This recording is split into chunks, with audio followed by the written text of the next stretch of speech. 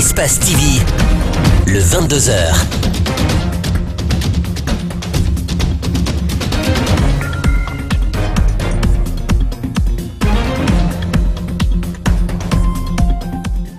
Bonsoir à tous, merci de votre fidélité et bienvenue dans cette grande édition d'information. Tout de suite, les titres. Démission du ministre de la Citoyenneté et de l'Unité nationale, les réactions fusent de partout. Beaucoup saluent cette décision de Khalifa Gassama Diaby et apprécient son bilan, alors que d'autres, par contre, parlent d'un non-événement. Gassama n'aurait pas été à la hauteur des attentes du peuple de Guinée.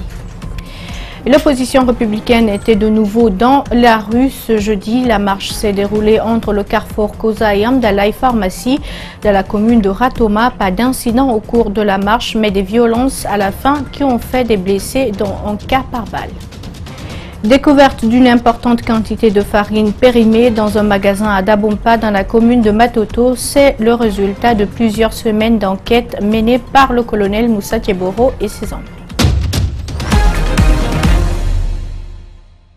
Encore une fois, bienvenue à tous. Khalifa Gassama Diaby n'est plus ministre. Sa démission a été publiée dans la presse hier. Il parle de raisons personnelles pour justifier sa décision. Il précise surtout dans sa lettre que son combat a été incompris par le gouvernement et les acteurs politiques à tous les niveaux. Gassama, pour rappel, a intégré le gouvernement en 2012. Son bilan est diversement apprécié au sein de l'opinion. Mais que retenir des 6 ans de Gassama au sein du gouvernement? Élément de réponse dans ce commentaire que nous signe Abdoulaye Sadio Diallo. Nous avons des vrais problèmes de droits de l'homme. Ce sont des problèmes. Gassama Diaby a occupé successivement les fonctions de ministre des droits de l'homme et des libertés publiques en 2012, un poste nouveau créé pour intégrer cet homme issu de la diaspora dans le gouvernement.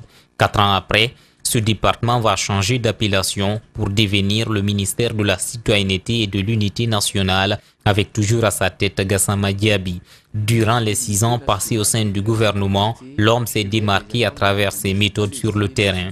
Il fustige et dénonce de nombreuses violations des droits de l'homme dans le pays. Il rend visite aux détenus des prisons pour constater leurs conditions de détention. Aux heures les plus chaudes des manifestations politiques, l'ancien ministre de la Citoyenneté n'a pas manqué de se rendre dans des zones de tension pour apaiser et appeler à la retenue. Connu pour son franc-parler et sa liberté de ton au sein du gouvernement, Gassama n'hésite pas. Il s'attaque à tout le monde, surtout aux extrémistes de tous les bords. Son passage au siège du RPG le 12 février 2018 en est une parfaite illustration. Les leaders, les responsables politiques ou publics qui pensent qu'ils ont le droit de sacrifier l'avenir de la Guinée pour leur profit personnel, nous ne l'accepterons plus. Il fera autant à l'UFDG devant les militants et leurs leaders à qui il demande de privilégier la paix en évitant la violation dans leur démarche. L'autre action concrète de ce ministre incompris, c'est la création d'une semaine nationale de la citoyenneté et de la paix en 2016. Malheureusement, après 2 éditions, l'initiateur de ces journées va se sentir lâché par ses pairs du gouvernement à la clôture de l'événement en novembre 2017. Et alors que tous s'attendaient à sa démission, Gassama annoncera plutôt son retrait de la CENACIP. Si Khalifa Gassama Diaby est l'un des rares ministres, voire le seul autour de qui se dégage un certain consensus, il faut tout de même rappeler que plusieurs autres observateurs lui ont reproché de bien de choses. Il lui a été reproché de n'avoir pas été cohérent dans ses démarches. On ne peut pas critiquer une équipe à laquelle on appartient et rester à son poste, disaient certains. D'autres disaient par exemple que Gassama parlait plus qu'il n'agissait et donc incohérent. Cette démission intervient à un moment où les Guinéens s'y attendaient le moins, au lendemain de l'assassinat de 3 Guinéens dont un policier. Elle est aussi historique parce que c'est la première démission enregistrée par le régime d'Alpha Condé après 8 ans. La démission de Khalifa Gassama Diaby ce mercredi a surpris plus d'un. Depuis, les réactions fusent de partout. Si au sein de la société civile, on apprécie cette décision, du côté de la classe politique, les réactions sont diverses. Idrissa Bari et Ibrahima Sori Kamara nous donnent plus de détails. Suivez. C'est en 2012 que Khalifa Gassama Diaby a rejoint pour la première fois le gouvernement d'Alpha Condé comme ministre des droits de l'homme et des libertés publiques. Après les législatives de 2013, Il sera à nouveau reconduit dans le gouvernement avec le poste de ministre de l'Unité nationale et de la citoyenneté, poste qu'il a occupé jusqu'à sa démission, pour raisons personnelles, dit-il. Du côté de la société civile guinéenne, cette démission de Gassama était prévisible. On savait qu'il y a un certain temps, il ne fumait pas le même calumet que son gouvernement, parce qu'il avait un discours différent de celui qui était prôné par le gouvernement jusqu'à présent. Mais comme je l'ai dit à l'entame, c'est une belle leçon pour ce gouvernement. Ça dénote quelquefois que quand on n'est pas d'accord sur une politique, sur une conduite, il faut vraiment s'assumer et manifester son désaccord vis-à-vis de cette politique. Le désormais ex-ministre de l'Unité nationale et de la citoyenneté explique plus loin dans son communiqué que le combat qu'il mène n'était pas une priorité ni pour le gouvernement auquel il a appartenu, ni pour les acteurs politiques nationaux. Pour Aluseni Makane Rakake, cette démission de Gassama est une opération de charme. Moi, je pense aujourd'hui, dans les conditions actuelles où on a enterré plus de 100 morts, s'il y a quelqu'un à qui on doit reprocher de n'avoir rien fait pour la démocratie, c'est bien lui. Et moi, je pense même que c'est un calcul politicien. Parce qu'aujourd'hui, on est à la fin du mandat, on est vers la fin du mandat du président de la République. Il a fait 6 ans. Personne ne pourra jamais faire 6 ans maintenant avec ce quinquennat. Peut-être il estime qu'en 2020, il y aura un autre président. Donc il faut séduire la population pour que demain, en formant le gouvernement, pour que les uns et les autres se rappellent. À la tête de ce ministère, cet activiste des droits de l'homme a pu instituer une semaine nationale de la citoyenneté et de la paix, célébrée en 2 éditions. Bahouri, le président de l'UFDG Renouveau, a son point de vue sur cette démission du ministre de la Citoyenneté et de l'Unité nationale. Pour lui, Khalifa Gassama Diaby n'a pas été à la hauteur des tâches qui lui ont été confiées. Plusieurs chantiers, comme le dossier de Kapororaï, auraient pu être des priorités de ce ministère, a confié l'ancien ministre de la Réconciliation nationale à Ouminatou Sidibé et Mohamed Aluseni Kamara. On le suit. Je ne suis pas tellement satisfait de la manière dont il a géré les 2 ministères, parce qu'il a fait preuve de beaucoup plus de paroles que d'actions concrètes, alors que la question de l'unité du pays, de la citoyenneté, ce sont des actions qui doivent être accompagnées par des mesures symboliques, pratiques, concrètes sur le terrain. Personnellement, j'estime, après 6 années ou plus dans le cadre d'un gouvernement, les arguments avancés méritent d'être approfondis. Il est libre, hein, mais je pense que il faut être juste, assumer sa part de responsabilité, faire un bilan exhaustif, pourquoi ça n'a pas marché et qu'est-ce qui a marché et quels sont les facteurs de blocage. Ça aurait permis une plus grande prise en compte de la situation. Merci beaucoup. Merci. Autre chose dans ce journal, la marche organisée par l'opposition républicaine ce jeudi sur la route Le Prince a bien eu lieu. Tout au long de la manifestation, il n'y a pas eu d'incident majeur à cause des risques d'affrontement qui semblaient perceptibles. Les opposants ont écourté leur marche en se limitant à Amdalaï au lieu de l'esplanade du stade du 28 septembre, tel que prévu au départ. Mamadou Kalisso et Aboubakar Din Kamara. Du carrefour Koza, point de ralliement, jusqu'à Amdalaï Pharmacie, la marche pacifique de l'opposition républicaine s'est déroulée sans heurts. Tout au long du trajet, les marcheurs ont scandé des slogans hostiles au régime en place et au président Alpha Condé. La marche a été quadrillée par les services de sécurité interne de l'opposition. Pour Ousmane Gawal Diallo, c'est la présence des forces de l'ordre dans les marches qui crée souvent des tensions. C'est la preuve éloquente que c'est la police et la gendarmerie, à leur tête bafouée, qui exercent la violence, qui provoquent pour avoir des prétextes de tuer, qui dispersent pour avoir des éléments pour justifier leur ignominie. Les Guinéens sont fatigués. Bafoué et tous ses complices doivent subir la rigueur de la loi. Selon des sources concordantes, les forces de l'ordre ont été massivement mobilisées à Amdallaye pour disperser les marcheurs, ce qui a poussé les opposants à rebrousser chemin à partir de Amdallaye Pharmacie pour éviter des débordements. Pour nous, c'est un véritable succès. Le président m'a chargé avec les leaders de l'opposition de vous dire que la manifestation s'arrête ici. Vous devez retourner tranquillement. Et il ne faut pas qu'on donne l'impression que nous sommes des gens violents. Est-ce que nous sommes d'accord? Les militants ont été priés de rentrer calmement à la maison. Ils ont obéi et promettent de continuer le combat. Qu'ils sachent que nous, les militants de l'opposition républicaine, on ne baissera jamais les bras tant que la vérité n'aura pas repris le pouvoir en Guinée. Nous allons manifester, comme c'est un droit constitutionnel, nous allons manifester. Jusqu'à 13 h, au moment où nous quittions les lieux, aucun incident n'avait été signalé. Rendez-vous est donné ce vendredi pour inhumer les victimes des dernières manifestations. Et aux dernières nouvelles, un blessé par balle a été enregistré en marge de cette manifestation à Amdallaye. Selon nos informations, la victime, Amadou Sadioso, a été transportée d'urgence à l'hôpital. Nous n'en savons pas plus sur son état ni sur les circonstances dans lesquelles ce nouvel incident est survenu. Vous en saurez davantage dans nos prochaines éditions d'information.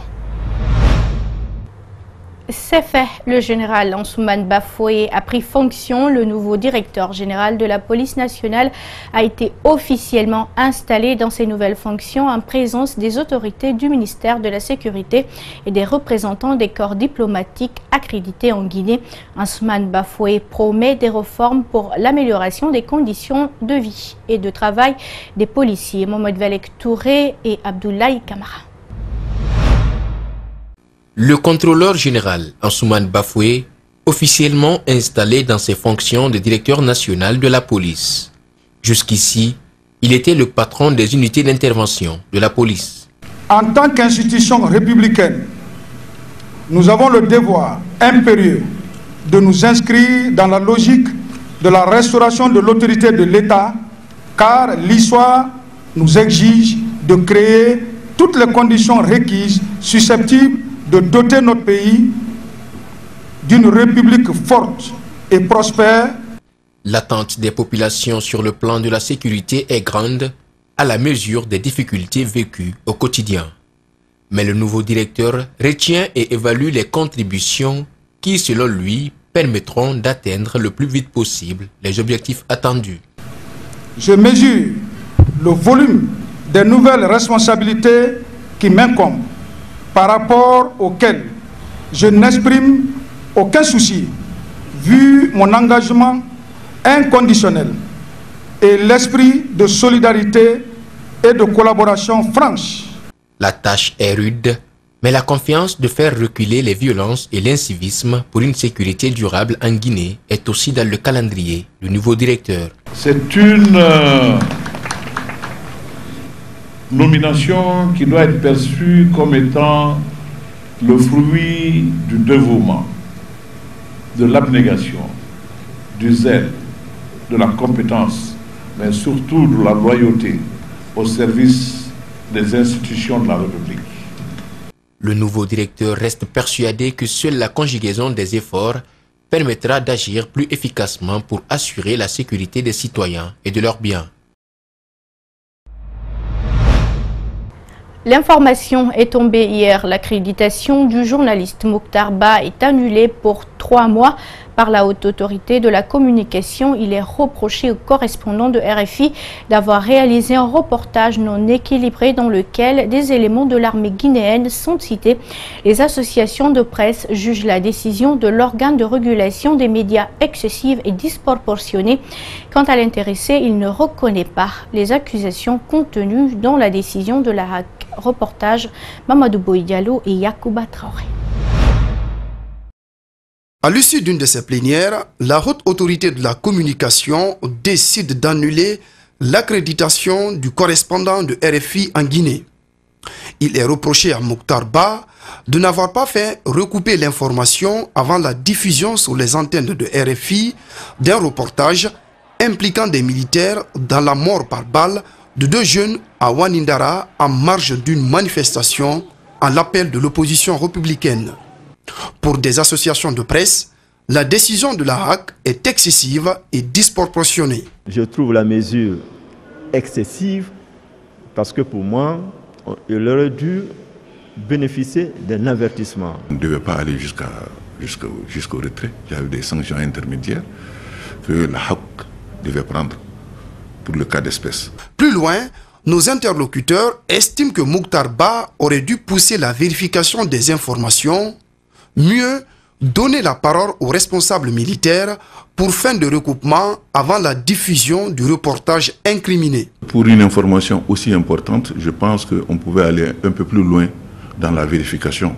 Rencontré, Mokhtar Ba refute en bloc les motifs de sa sanction et affirme qu'il détient des preuves, citant sa source.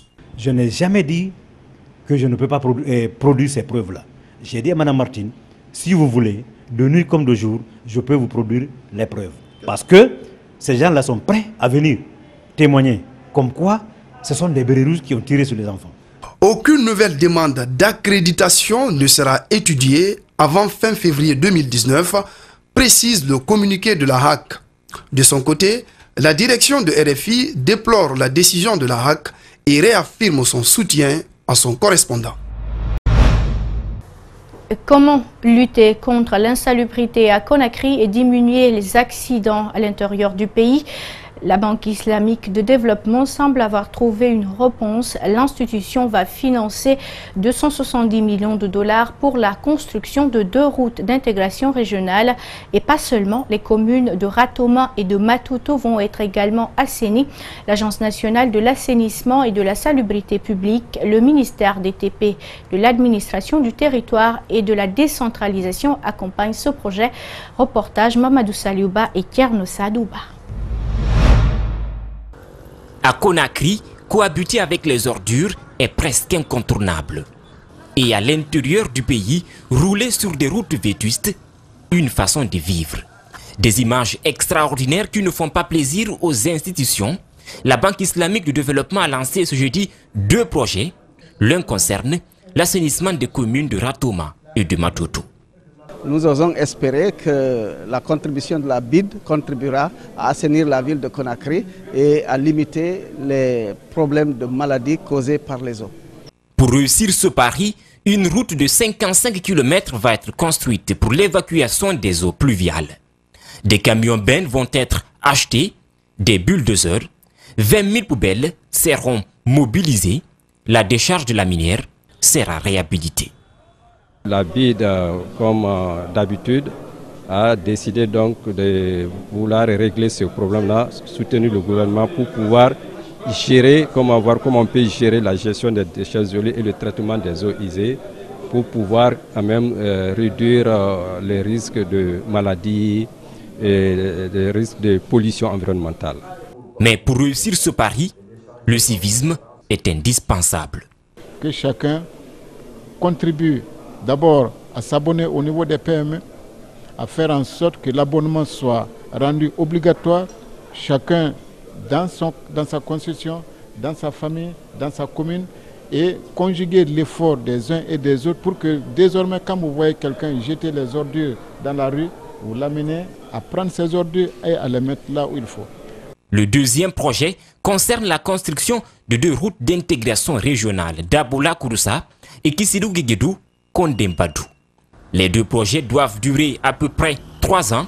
Ils vont coûter 270 millions de dollars, financés par la Banque islamique de développement.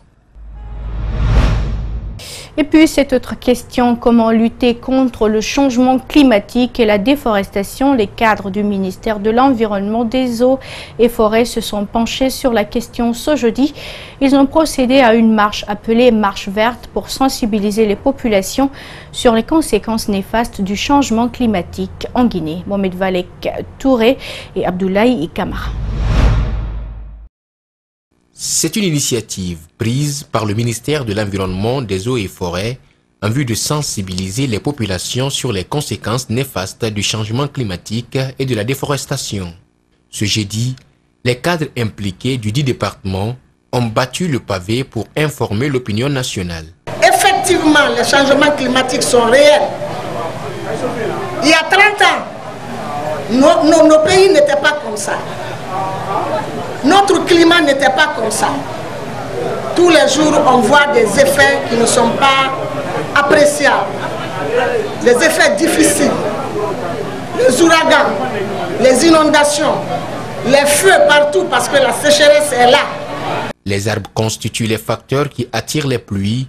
Les encadrer pour qu'ils puissent grandir et servir sont entre autres conseils prodigués par les marcheurs.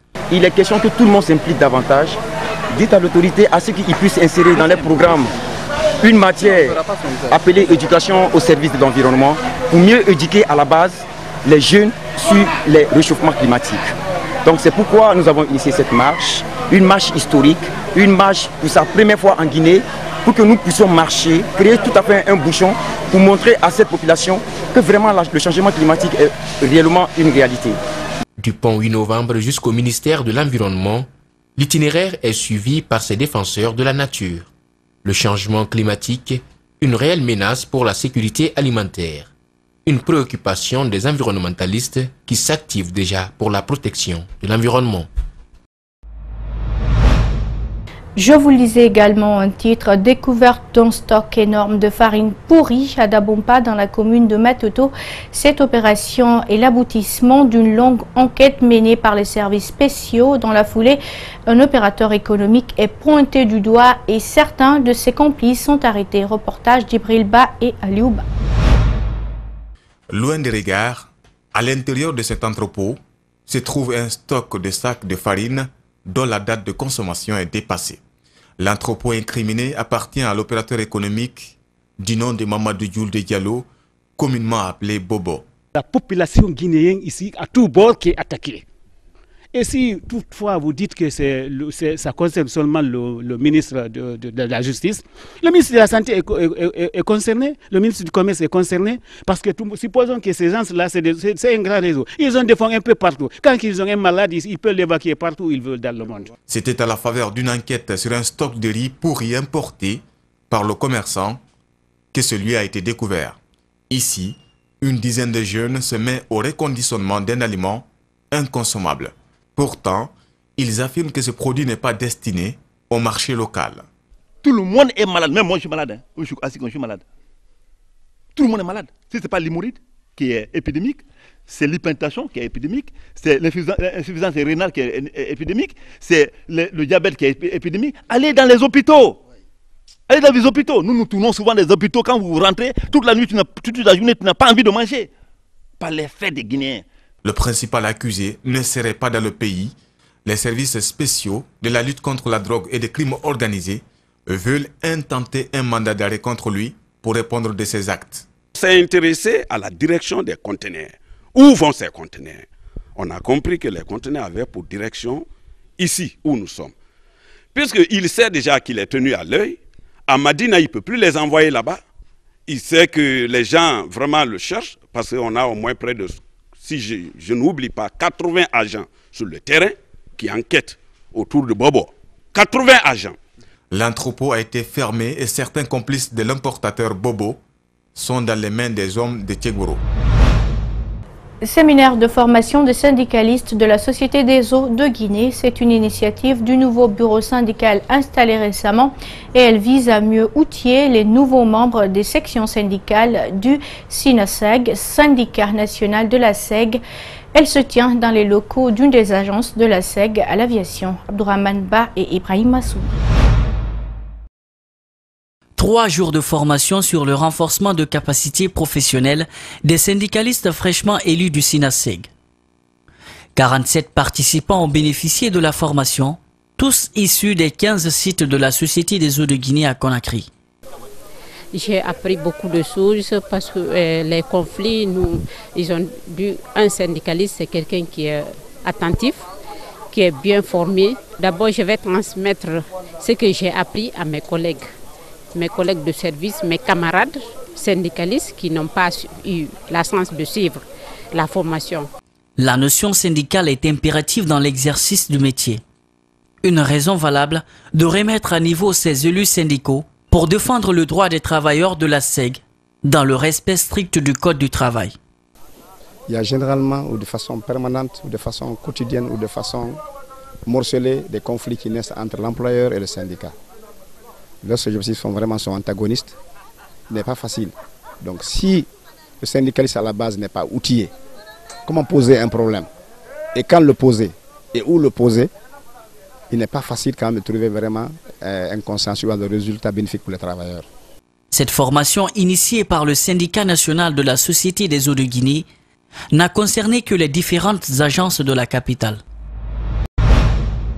Bisbis au sein du bureau préfectoral du SLEG de la baie, le sitting des enseignants qui était prévu devant la direction préfectorale de l'éducation a été dispersé à coups de grenades lacrymogènes par les forces de l'ordre. Certains enseignants demandent la destitution du secrétaire général qu'ils qualifient de traître pour n'avoir pas été sur les lieux le lundi 12 novembre 2018. Notre correspondant régional Sali Biladisso a rencontré les deux parties suivies.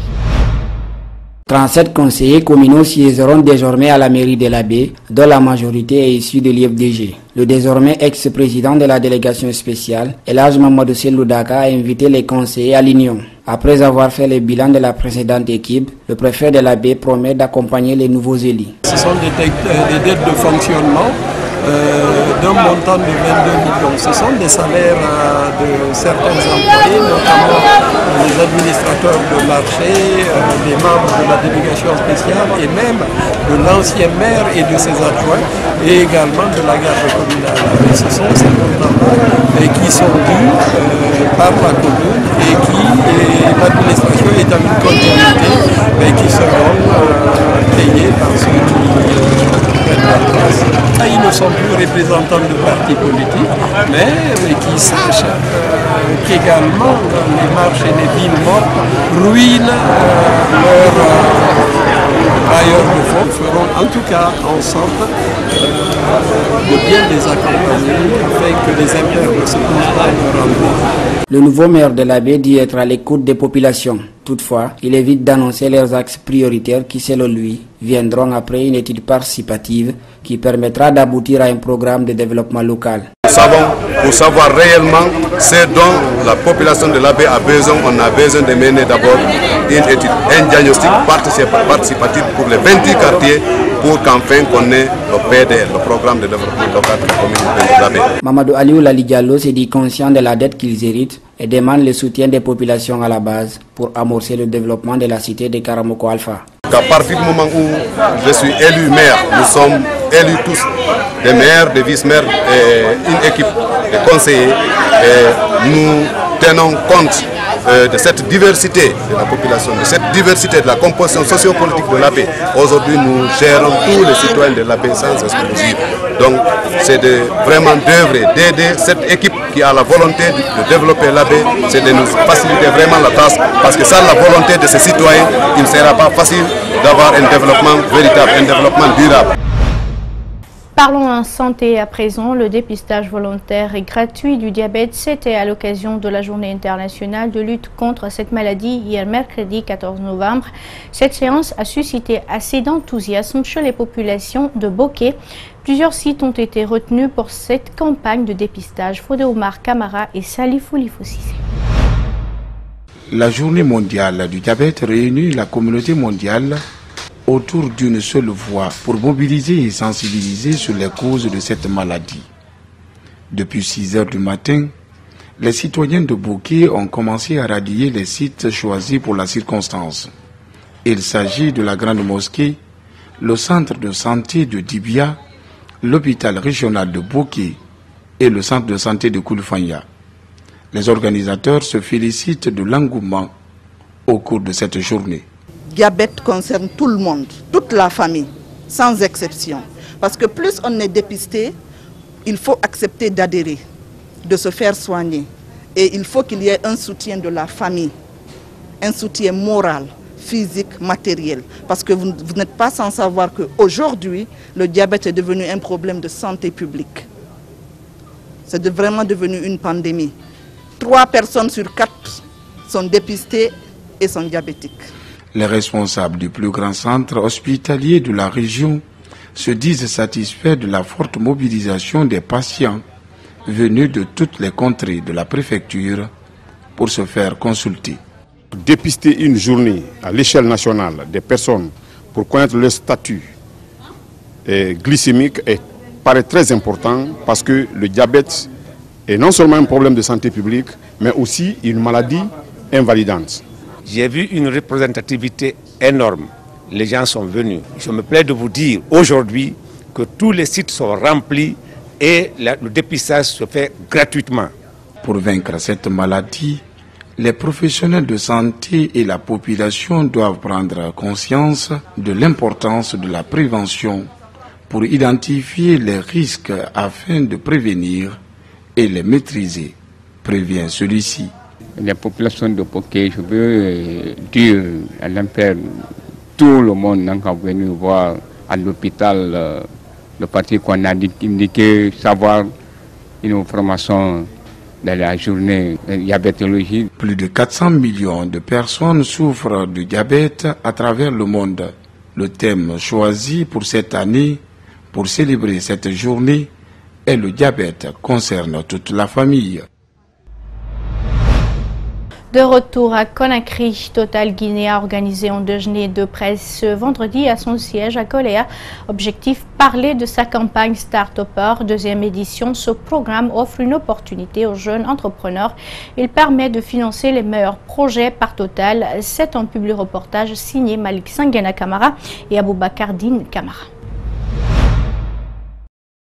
Le projet Start-Upper veut inciter les jeunes à créer leurs propres entreprises.